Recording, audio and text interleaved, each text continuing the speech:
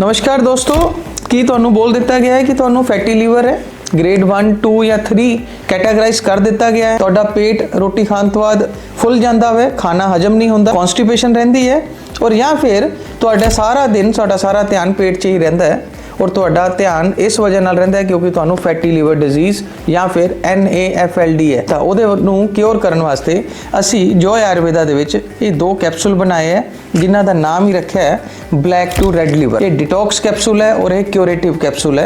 एक कैप्सूल सवेरे शाम तुसी ये डिटॉक्स लेना और एक कैप्सूल सवेरे शाम ही लेना है। Believe me fatty liver reverse होना शुरू हो जाएगा। ग्रेड 1 फैटी लीवर बिल्कुल ठीक हो जाएगा। ग्रेड 2 फैटी लीवर कुछ टाइम तो बाद ग्रेड 1 च कन्वर्ट हो जाएगा। तो ग्रेड 3 फैटी लीवर अगली स्टेज जिन्हों असी NASH बोलते हैं, नैश बोलते हैं, ਉਹਦੇ 'ਚ कन्वर्ट नहीं होएगा। इस तो ज़्यादा होर जानकारी वास्ते साडे उपर दिते नंबर ਨਾਲ ਸਾਡੇ ਨਾਲ ਸੰਪਰਕ ਕਰ ਸਕਦੇ ਹੋ और साडे एक्सपर्ट ਤੋਂ ਤੁਸੀਂ ਸਲਾਹ ਮਸ਼ਵਰਾ ਲੈ ਸਕਦੇ ਹੋ।